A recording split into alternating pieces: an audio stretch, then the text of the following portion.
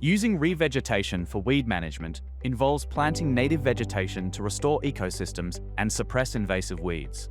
It is a proactive approach to weed management, promoting biodiversity and stabilising disturbed landscapes. Weeds love disturbance. It's in their DNA.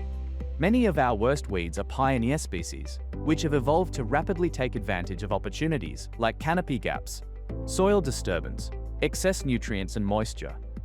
They're often the first in and last to leave.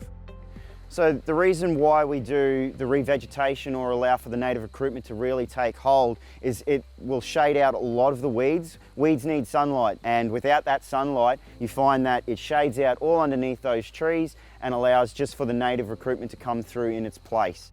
We live in a fantastic part of the world where we have a lot of rain and a lot of heat, so that means our trees grow like they're on steroids. This is over 2 years post-planting. As you can see, pretty closed canopy, even though they are still quite young. And immediately the impact underneath here, it's looking after itself. On the riparian zone, a lot of the riverbanks around here were sort of cleared in the early days. So what we're doing is re-vegging and hopefully bringing the riparian back, to its natural habitat. Also help with the healthy system of the waterway as well. It's really, really important to try and regenerate, getting it back to how it used to be. Supporting species diversity, carbon sequestration, benefits that aren't just good for you, but it's good for the environment. Re-veg can really happen anywhere, but those areas that have been degraded, perhaps the land has gone fallow, you've got erosion, there's some sediment runoff. With the trees, consult with your local nurseries, your re-veg group, get diversity of species, see what is out there within your community. This re-veg site in particular, all of the seed sourcing has been collected within this area.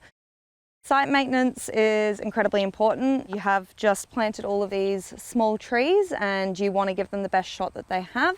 In the first stages of re-veg, when you've got the seedlings into the ground, generally you'll have grass popping up underneath these small trees. If you don't treat your grass, it tends to dominate the seedlings, shading the sunlight out. They tend to get quite poorly and sick and eventually die. There's no point in doing a re-veg at all if you're not going to maintain in the early stages. So this is an example of a small revegetation that we've done behind our native plant nursery. So we've got lemandras here, which are really good for holding banks together. There has been a lot more drive to re-veg areas to stop the sediment spilling out into the reef. When you are ready to revegetate a site through natural recruitment or planting trees, the first step is to remove existing weeds. A lot of native recruitment flourishes when we keep the weeds at bay. So this is one of our historical Thunbergia sites that we used to do treatment on. It was covering most of the banks along this section of the creek. So this is a fully completed, eradicated site from Thunbergia. And the process from start to finish allows it to go through native recruitment. So the native recruitment process is essentially allowing the native trees to generate themselves. We didn't have to do any sort of propagating or planting of trees out. So you'll find that a lot of this is generated on its own. All we had to do was remove the weeds and allow it to do its own thing. And that's essentially how native recruitment works. The natural recruitment can't seem to grow when this vine's strangling it. So you can see that's all getting strangled. It's already getting pulled down. So when it grows in such a thick mat like this, any new seed that birds release won't hit the soil, so they'll never germinate.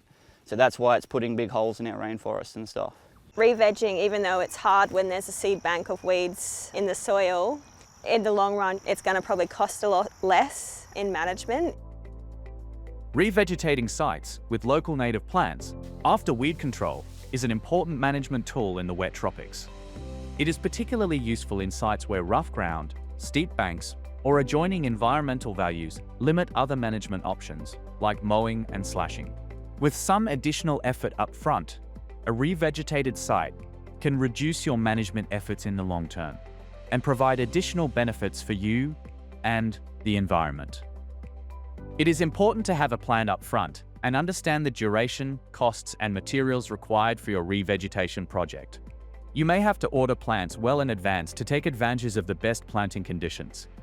Maintenance requirements can be very site-specific.